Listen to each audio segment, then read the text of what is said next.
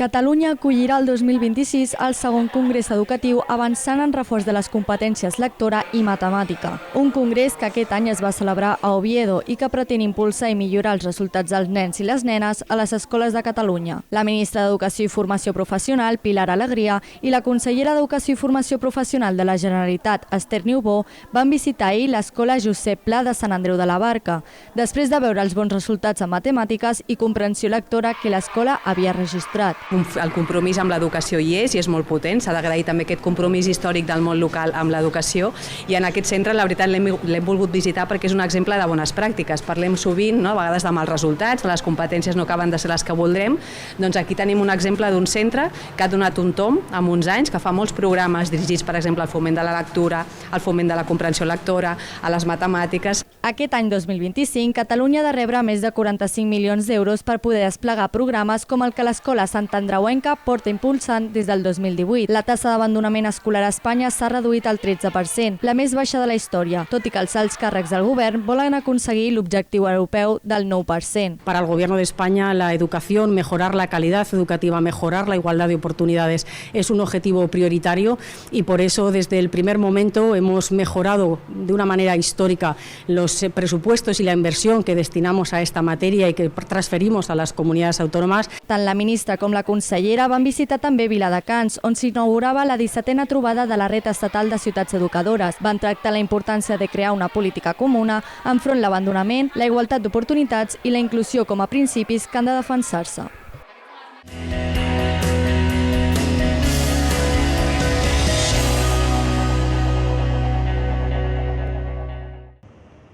Saltar-se els semàfors i no respectar els passos de vianants són les infraccions més habituals dels usuaris de patinets a Barcelona. Ho fan el 26% dels conductors. Un 13% a més circula contra direcció i un 8% ho fa per la vorera. Des del RAC creuen que cal augmentar els controls, promoure la formació viària i millorar la xarxa de carrils, especialment en les interseccions. Quantes menys llumetes i suports haguem d'instal·lar a l'espai públic, millor. I que la cosa funcioni, diguem, per la convivència, per aquestes normes bàsiques de circulació. Una de les dades destacades del baròmetre és que des que el casc és obligatori el fan servir el 91% dels conductors, una xifra que s'ha disparat respecte a l'any passat quan només el feien servir el 40%. Ara bé, la immensa majoria desconeix que l'any que ve caldrà tenir una assegurança obligatòria i s'haurà de registrar el vehicle. Des del RAC, però, creuen que això no farà disminuir l'ús d'aquests vehicles.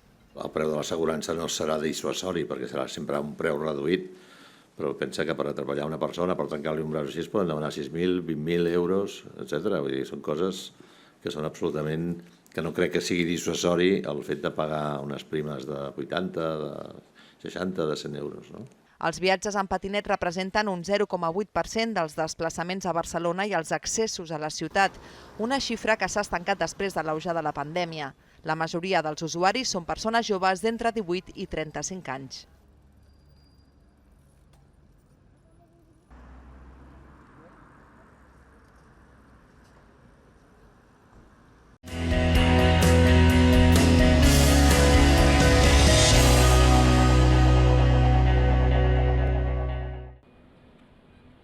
Aquesta imatge de l'edifici dels jutjats de l'Hospitalet ja és història, perquè el nou model de tribunals d'instància, que es va posar en marxa al juliol, ara ja comença a desplegar la segona fase.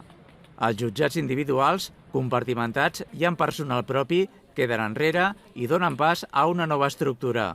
Les 15 places de magistrats que tenim a l'Hospitalet de Llobregat passen a configurar el nou Tribunal d'Instància i es creen 3 grans serveis comuns: servei comú general, servei comú de tramitació, servei comú d'execució, que donaran suport al Tribunal d'Instància. En efecte, es creen 3 serveis comuns especialitzats en diversos àmbits, el personal dels quals estarà al servei del conjunt dels 15 jutjats, cosa que ha de propiciar més agilitat i una millor atenció a la ciutadania.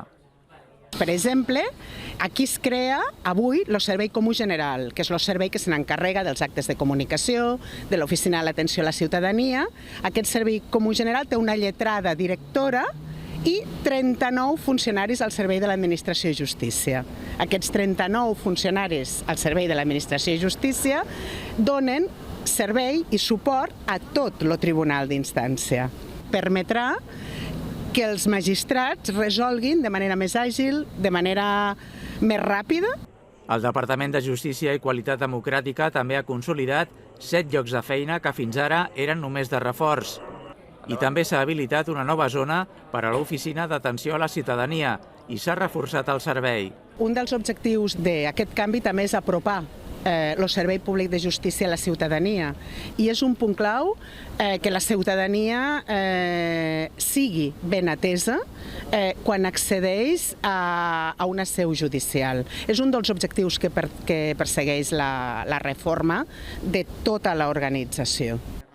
Des de la Generalitat destaquen que aquest nou model d'organització s'ha dut a terme de forma dialogada i que compta amb un ampli suport sindical, que representaria el 80% de les persones funcionàries. I posen l'accent en el fet que és un canvi tan en profunditat que fins i tot farà canviar frases fetes, com que una situació sigui de jutjat de guàrdia, ja que ara haurem de dir que és de servei de guàrdia.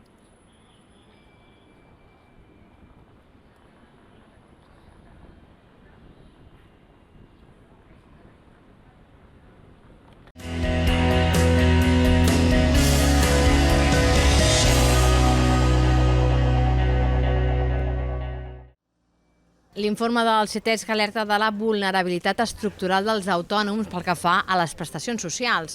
La pensió mitjana del col·lectiu va ser l'any passat uns 900 euros, un 37% inferior a la dels assalariats. I en el cas de les dones autònomes encara és més baixa, d'uns 770 euros, situant la bretxa de gènere en el 28%. El col·lectiu també té dificultats per aconseguir l'atur, ja que se'ls ha denegat aquesta prestació en el 60% dels casos que ho han demanat per haver tancat el negoci. Cal una confiança reforçada perquè el sector està patint vulnerabilitats que en un procés de transformació, de canvi accelerat de la nostra economia necessita aquesta confiança reforçada. No és possible que encara tinguem en els nivells de les prestacions factors com no reconèixer a prop del 60%. El nombre d'autònoms va baixar l'any passat un 6,6% i representa prop d'un 14% de les persones ocupades.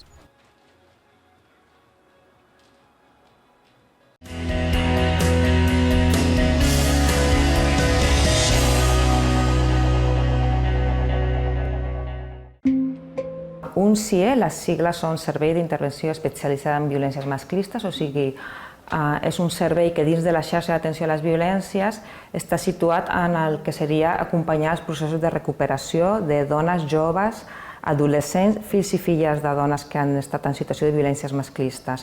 Quan parlem de violències masclistes, parlem de totes les violències que estan contemplades a la llei catalana, o sigui, no només en l'àmbit de la parella, sinó en l'àmbit educatiu, laboral, social i comunitari, digital i institucional.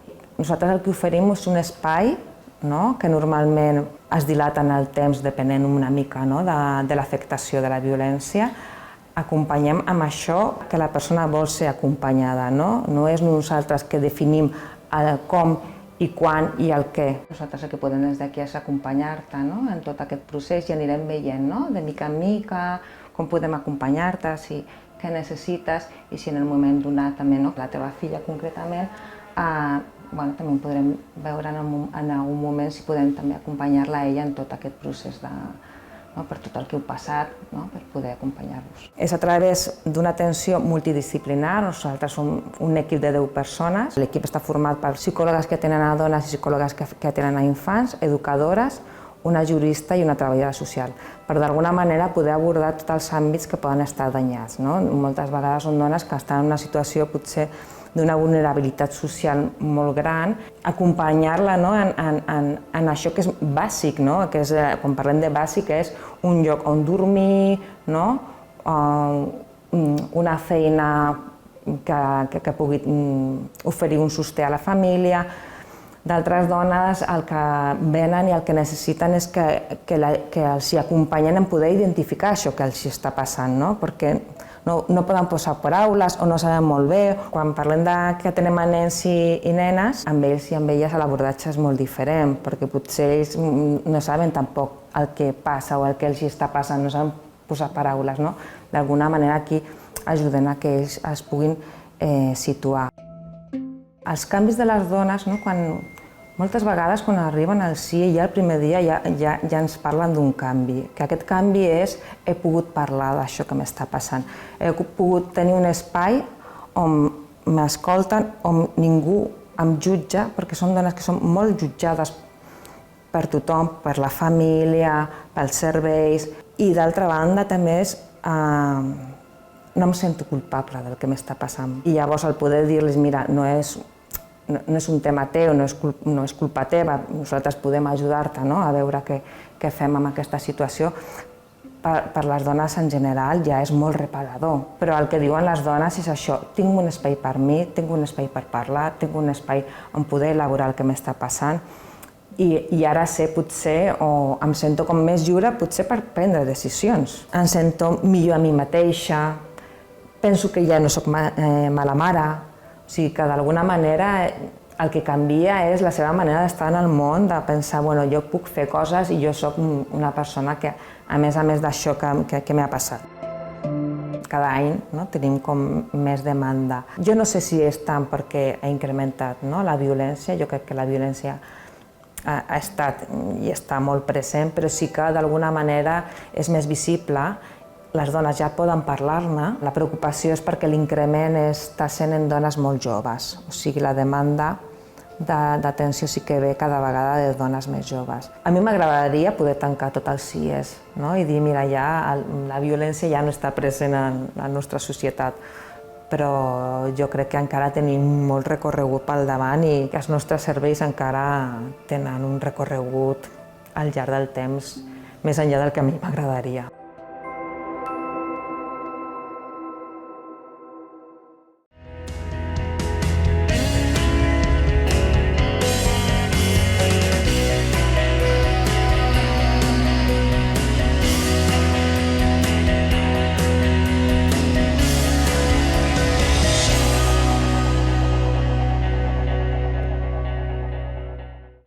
I seguim amb l'entrevista. Avui una entrevista molt especial perquè tenim el plaer de tenir amb nosaltres a Guillermo Ponce, un referent de la lluita contra el racisme dels afrodescendents i que avui ve en qualitat de secretari general i president d'Afrohispanos per poder explicar-nos una miqueta una conferència Afromadrid que celebrarà en pocs dies a l'octubre. Primer de tot el saludem.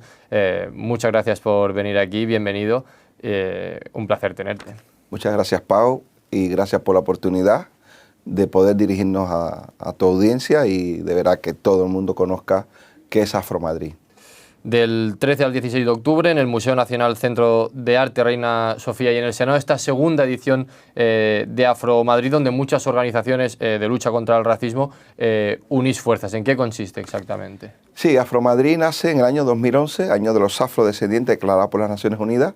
Hicimos una cumbre mundial en La Ceiba, Honduras, Centroamérica, y allí 2.500 más delegados decidimos continuar con este trabajo y traer a España, a Europa, esta discusión, este debate, para abordar cómo desde la sociedad civil queremos que los estados y los organismos internacionales sigan una agenda que permita luchar contra el racismo, la discriminación racial, la pobreza, las inequidades que sufren los pueblos afrodescendientes en el mundo. Vamos a dejar claro primero que es un pueblo afrodescendiente, explícalo bien Guillermo, pero al final son hijos, ¿no?, de africanos que ya han nacido fuera de África. Claro, los pueblos afrodescendientes son la diáspora africana en el mundo. Llámese descendientes de los africanos que fueron esclavizados y llevados a las Américas y a otros lugares del mundo, incluso Europa, y también la emigración africana actual y moderna que se mueve principalmente por Europa. Ese concepto de afrodescendiente fue adoptado en la segunda conferencia mundial de Durban, año 2011, en la que entramos negros, decían los delegados de Durban, y salimos afrodescendientes. Es un concepto de diáspora que somos alrededor de 350 millones de personas en el mundo. Además, la Unión Africana reconoce como la sexta región de África a los afrodescendientes. África tiene 5 regiones geográficas, norte, sur, este y oeste, y Centroáfrica, y además tiene a los afrodescendientes como su sexta región. Interesante. ¿Dónde predomina más la presencia de afrodescendientes? A nivel mundial, pero también sobre todo a nivel europeo. Sí, bueno, a nivel mundial, la mayoría de los afrodescendientes estamos en las Américas. En las Américas, según las Naciones Unidas, sabemos que son datos no bien extraídos, no bien... De hecho, los censos de población y vivienda y población no todos los países recogen la variable étnico-racial, aunque en las Américas hicimos un trabajo y casi todos los países lo recogen. Más de 200 millones de afrodescendientes están en las Américas, incluyendo los Estados Unidos y Canadá. Pero la mayoría de ellos están alrededor de 100 millones, incluso más, en Brasil. El resto del mundo, la mayoría de los afrodescendientes estamos aquí en Europa. No hay estadísticas oficiales realmente porque aquí no se recojan la variable étnico-racial en nuestro censo, pero hablamos de 40, 50 millones de personas en Europa. Hablamos de Afromadrid ahora. Hay un montón de organizaciones colaborando. ¿Qué actividades puede haber entre esos 3 días para la gente que quiera ir y que se haga una idea de lo que se encontrará? Claro, Afromadrid lo impulsa Afrohispano, que es la organización que yo hace 18 años creé y que tenemos un trabajo muy largo y de muchos años, y estamos conectados con otras muchas organizaciones de España y a nivel internacional. Por mencionar algunas, tenemos un apoyo de África Activa, Movimiento contra la Intolerancia, una organización muy importante en el territorio nacional y en Madrid en particular. La Organización de Mujeres Ana Perena, que es la presidenta, es una hermana colombiana y hoy actual miembro del equipo de gobierno de Colombia, y otras muchas organizaciones como la que dirige la Red de Mujeres Afro-Costarricenses, que dirige la ex vicepresidenta de Costa Rica, Epsi Campbell. Entonces, estas muchas más organizaciones tendría, por supuesto, no puedo dejar de mencionar, una fundación catalana muy importante que en esta ciudad y en esta comunidad es muy conocida, la Fundación Sport Solidaire, que dirige nuestro querido hermano y amigo Josep Maldonado. Son muchas organizaciones nacionales e internacionales y muchas redes del movimiento afrodescendiente y la sociedad civil en las Américas, Norteamérica, en Europa y en España. Y en red hemos convocado esta conferencia. ¿Y qué pueden encontrarse todo el que quiera viajar a Madrid para participar en Afromadrid? En primer lugar, el día 13 de octubre, hacemos el Organismo Internacional de Juventudes Iberoamericanas el encuentro de jóvenes, para que nuestros jóvenes puedan también poner sobre la mesa sus sueños, sus aspiraciones y sus demandas a los gobiernos y a los organismos internacionales. El día 14 y 15, en el Museo Nacional Reina Sofía, tendremos 9 mesas de debate.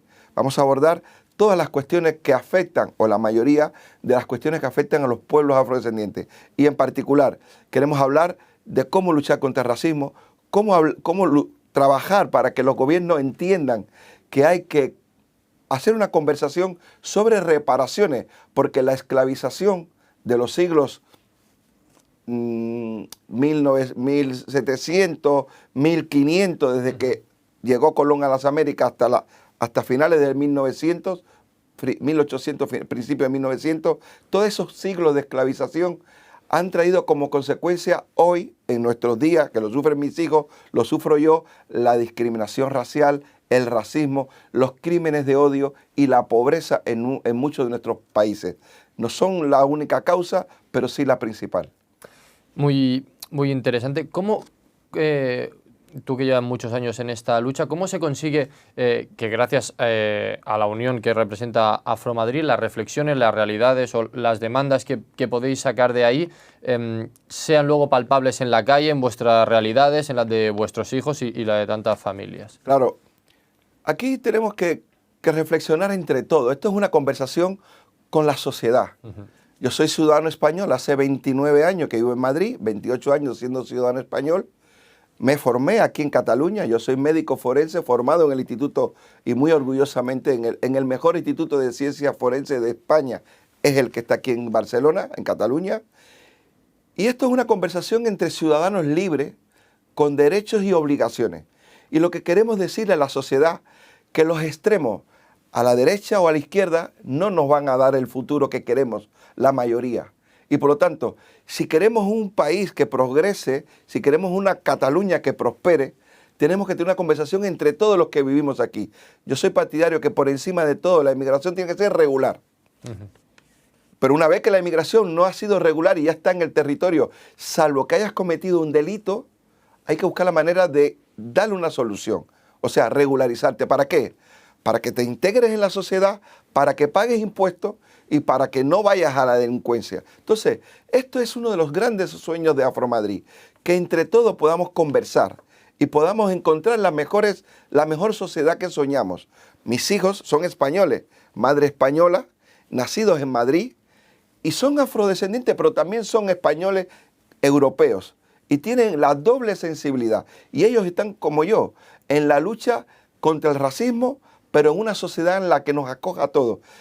Y repito, aquellos que están fuera del sistema porque entran en la delincuencia tienen que ser expulsados a la cárcel. Pero los que están procurando trabajar y empujar al desarrollo de Madrid, de España, de Barcelona, de Cataluña, pues tenemos que ayudarles a que se integren. Y repito, la inmigración tiene que ser por encima de todo regular, y eso es una responsabilidad del Estado, evitar que se nos cuelen de manera irregular, pero una vez que ya están aquí hay que encontrar una solución. Es interesante esto que has comentado, ¿no?, de derechos y obligaciones de la sociedad en una reflexión conjunta. Habláis vosotros que también es una forma de practicar racismo la indiferencia, ¿no? Lo he visto bastante en estas presentaciones que hacéis de Afromadrid. Un poco apeláis a eso, a que hay gente que quizá no es racista como tal en sus actos, pero que su propia indiferencia ante actos racistas sumen un poco al racismo que se vive. Así es. Esto se ve sobre todo en el fútbol. Mi hijo juega al fútbol, es un chico afro, español, y juega en el Real Madrid. Lo siento, todos no somos perfectos.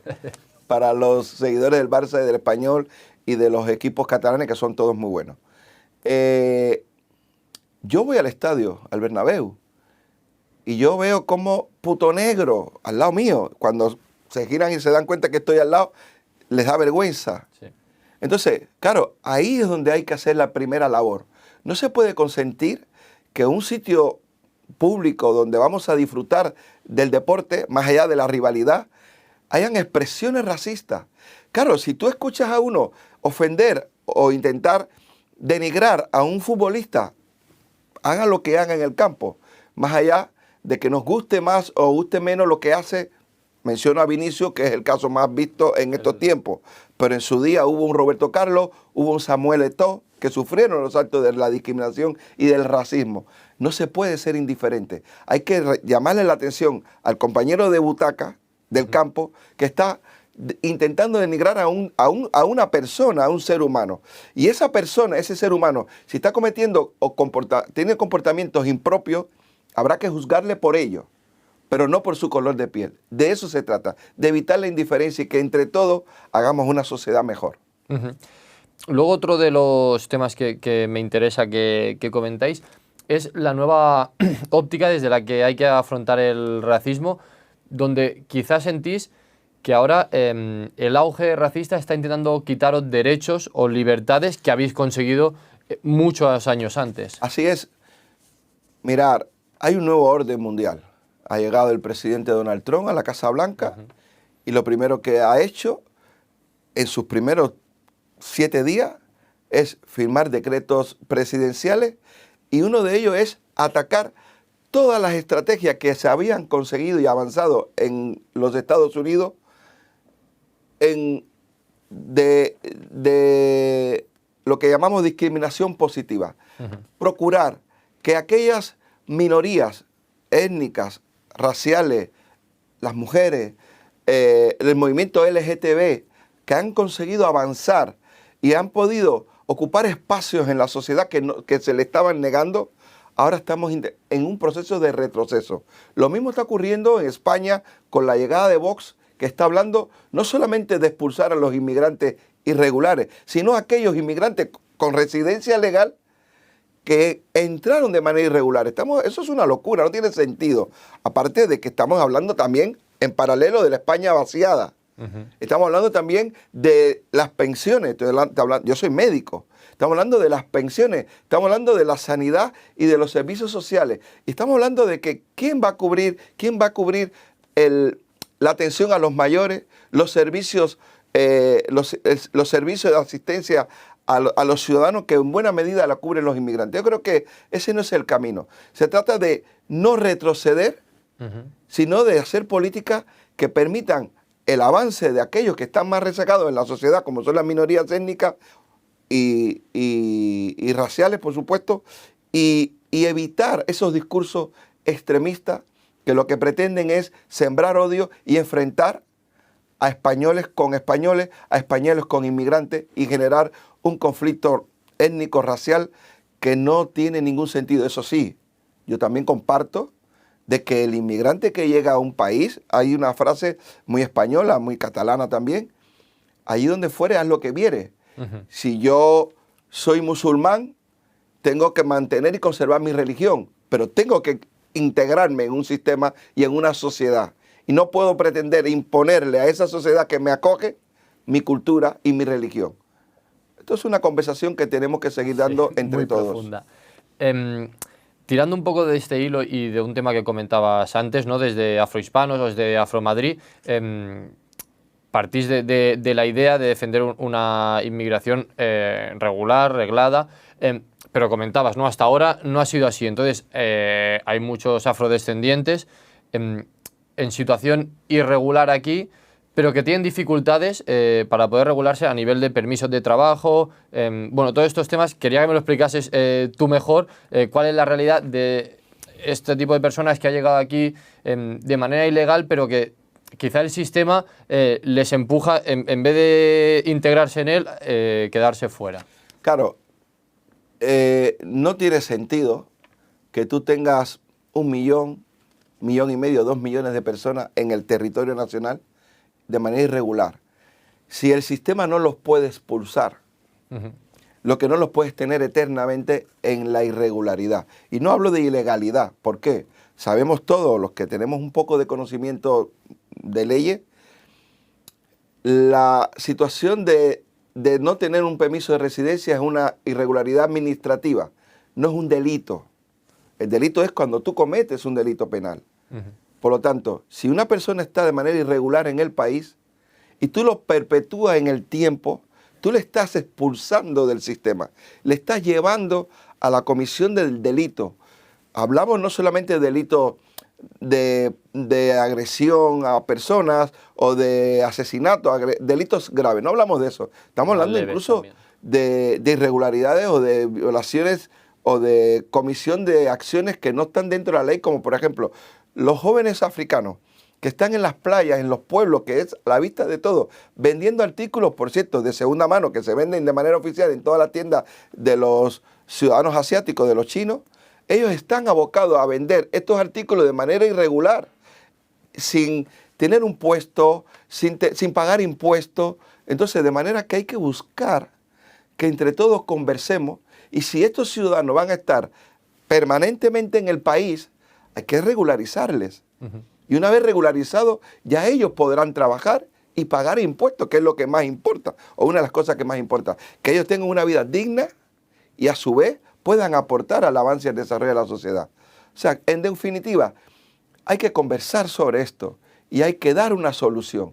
No podemos estar eternamente con el mismo problema, anclados en el problema y dándole motivos a las extremas, sobre todo a la extrema derecha, de utilizar a estos jóvenes, a estos inmigrantes, como si fuera la causa de todos los males que vive en nuestro país.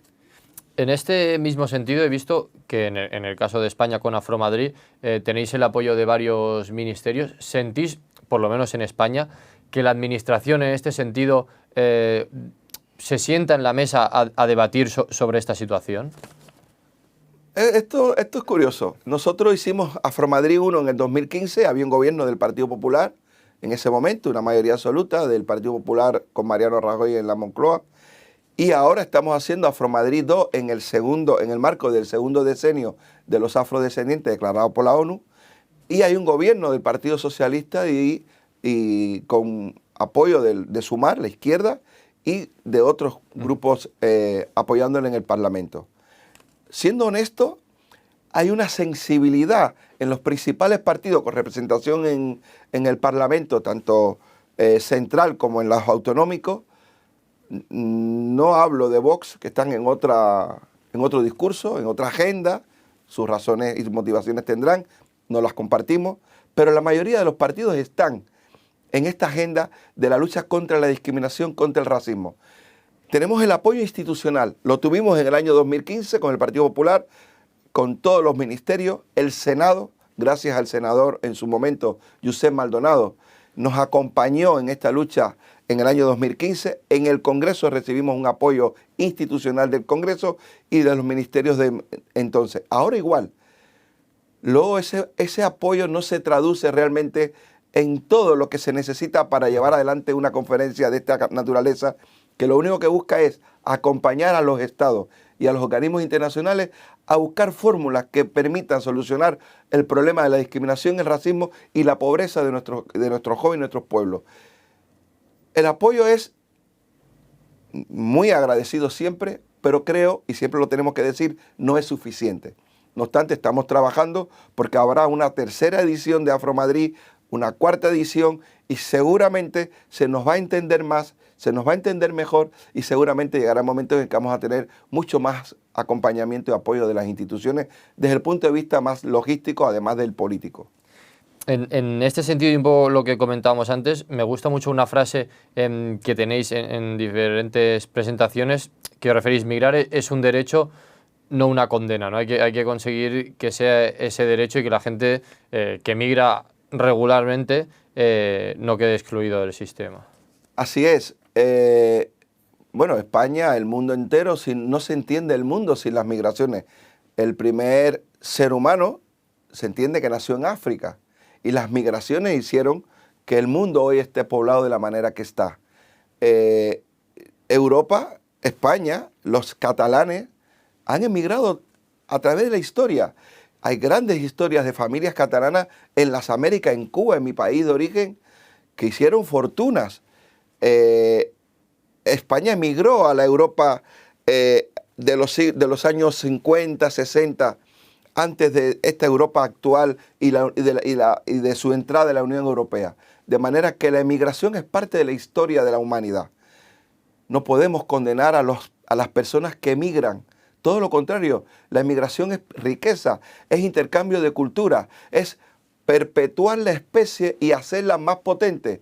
¿Qué duda cabe que la unión de mis antepasados africanos y españoles y la unión mía con la madre de mis hijos hace posible que nazcan niños más fuertes, más potentes, y por lo tanto la especie humana en sí misma se va perpetuando de manera, superando incluso enfermedades, situaciones que en los siglos anteriores eran imposibles. Sabemos la enfermedad de los reyes, se cruzaban entre ellos, había una enfermedad de una cuestión que producía hemorragia entre ellos y se morían porque se unían entre ellos en familias de la misma familia. La mezcla entre las culturas y la sangre y la realidad genética y las diferentes situaciones genéticas de las personas hace una población más potente, más poderosa. De manera que la emigración es positiva, no la podemos ver como algo negativo. Y en eso también trabajamos desde Afromadrid.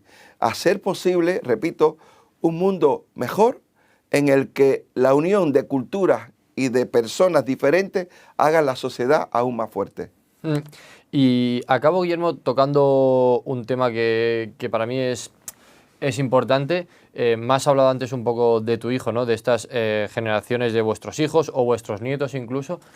¿Cómo afrontan ellos estas situaciones de racismo que vosotros quizás estáis más acostumbrados, tenéis más experiencia, pero ellos desde su inocencia o desde su poca experiencia, ¿cómo o qué situaciones afrontan que luego pueden llegar sorprendidos a casa de papá, mamá, me ha pasado esto?